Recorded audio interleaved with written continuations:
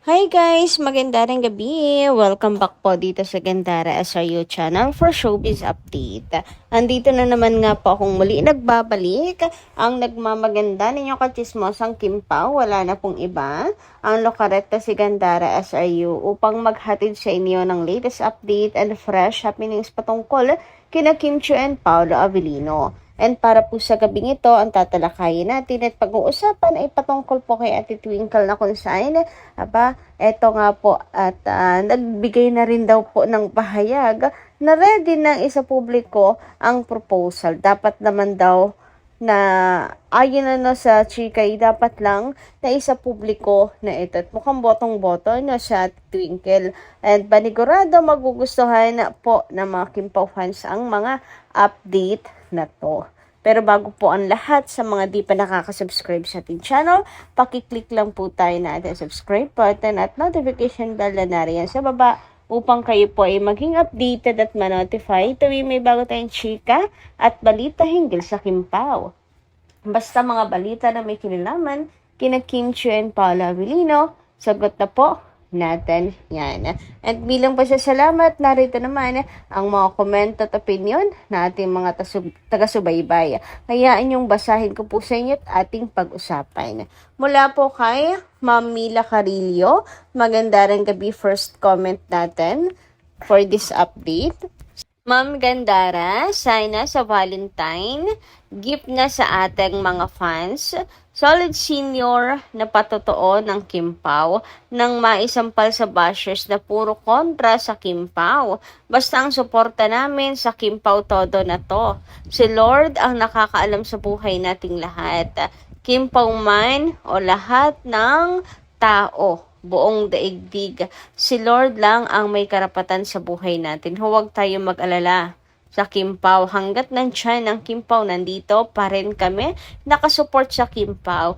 Blessings na dumarating sa buhay ng Kim Pao. Todo support lang tayo hanggang dulo. Thanks God, gabayan mo po ang Kim Pao. So, ayan ang comment ni Ma'am Mila Carillo. Sana nga po, Ma'am Mila, no? Sa Valentine's, ito na lang yung gawing regalo sa atin nila Kim and Paolo. Yung sinasabi ni Pao na magsasalita na siya this 2026. Sana po sa Valentine's, ayan. MJ, baka naman, igas mo na ulit ang Kim Pao. O sisain mo na ulit ang love life nila. Huy, o sisain mo na ulit ang relasyon nilang dalawa. Huy, naman talaga, demanding, Pero nakakainip din kasi minsan, 'di ba? Pero malay niyo naman sa Valentine's hindi po tayo pabokya. Nung kasi Christmas at saka New Year, na tayo let's na sayuda. Kumbaga ay late lang po yung payuda sa atin. Pero okay lang. Ang importante nakapagpahinga naman po sila. Mukhang nasulit naman ng Kim Pao. Kasi ultimo mga asungot, wala pong balita sa Kim Pao. So, hindi po na-istorbo sila Kim and Paolo, hindi ba? Pero ngayong Valentine's, nawa po ay mayroong regalo sa atin. Sila Kim and Paolo. Sabi nga ni Mamila Carillo, sana ang Valentine's gift nila sa atin ay ang pagpapatotoo nila. Para may masampal na daw sa mga bashers. Hoy, grabe, gigil na gigil sa bashers, hindi naman halata. Charot. Samantala, sabi naman ni Ma'am Norma Daya, Gandara, bakit si Kimi kaagad ang hinulaan lang niya? How about the rest? Si Chainen at Erico. Bakit hindi niya mahulaan ang dalawang ito para mapag-usapan naman sila? Our strong prayers for them, lalo na kaming mga seniors, ay buong puso kami na nagdarasal para sa kanilang dalawa. Kaya kayong mga bashers, stop na yung dilulo nyo. Tapos na, kaya yung idol nyo na lang, sa idol nyo na lang itoon ang dilulo nyo nang magkatuluyan din silang dalawa, Janine and Jerica. Alam nyo, Ma'am Norma Dayag, hindi lang naman si Kim yung hinulaan ng negative. Meron din ako napanood, diba? Yun nga lang, hindi yun excuse para sabihin, hindi lang naman si Kim, diba? Hindi pa rin yun excuse para sabihin, magsalita ng ganun for Kim Chiu. Diba? Ang saklap naman kasi So, sabihin ng paalala lang yon na mag-ingat, iwasan na stress, maigi na yung nagpapaalala. Hula niya yun eh. Ibig sabihin, nakikita niya. Grabe.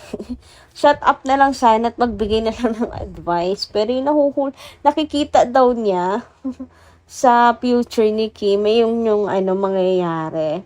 Nako, supla-supla. Wag naman sanang mangyari. Nakakagigil. Pero, ganun pa man, ang masasabi ko na lang, let's move on. Let's move on na lang po doon. Wag na lang pong pansinin. Kasi yun yung, I think kanyang goal na mangyari. Mapag-usapan talaga. Siguro, kinakailangan na rin po niya ng mas malaking engagement. Baka tahimik na rin yung pangalan niya. Tahimik na rin yung mga hula niya. Kaya nakipag-collab para pag-usapan ulit siya at lumakas yung engagement. At ginamit yung ibang mga artista na alam po niya na pag-uusapan. Anyway, let's move on and tumako naman tayo dito sa comment ni Madam Edita Dungog. Sabi niya, huwag paniwalaan si Mr. Baldwin. Ano siya, Panginoong Diyos, si Ogie, at all niya ang buhayang ating Kim Pao. Walang imposible sa Panginoon, hindi sila Panginoon, kaya Kimi palagi magdasal. Kimi, narito lang ang mga senior nagdadasal sa'yo. God bless Kimi. Ayan, ganyan dapat tayo. Huwag paniwalaan.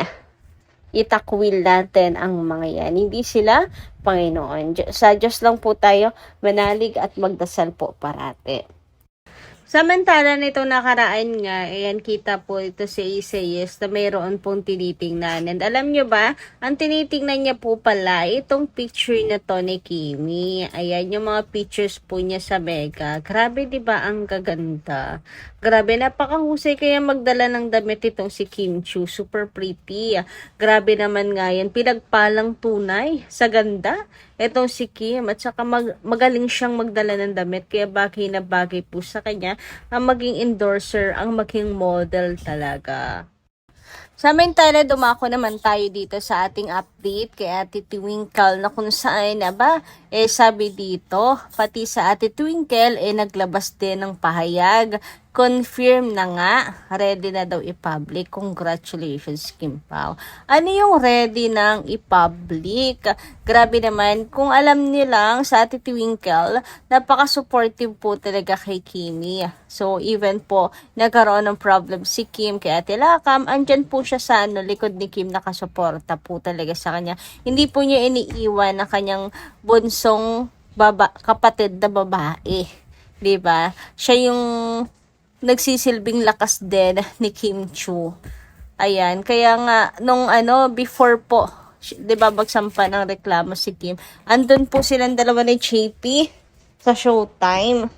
So, she's always there for Kimi and nakakatuwa na hanggang sa love life ni Kim, talagang full support siya sa kanya. And ito nga po, parang mayroong chika na siya pa yung nagpayo na dapat mag-asawa na si Kim, magpakasal na. Samantala sabi dito, tama lang na ilabas nila ang proposal para tumigil na manira sila. Congrats lovebirds, this year na daw wedding. Fuy, grabe na mga revelations yan ng si Kikay, no? So eto, nakalagay sa gitna caption, sa dami ng pinagdaanan ni Kim Chiu, masaya kami na may Paolo na handang ipaglaban siya.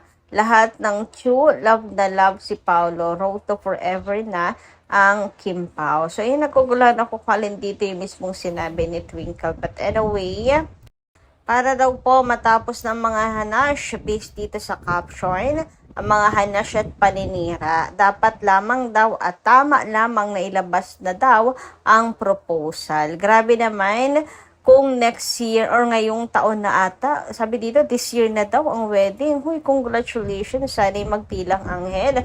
Sana'y totoo po iyan. Although meron pong hula na hindi maganda ngayong taon, pero 'di ba, who knows naman kasi sa kapalaran na kung sila naman nakikilala po nila ang isa't isa. Sila naman po nakakakilala sa isa't isa at nakakapangapa ng mga mangyayari, di ba?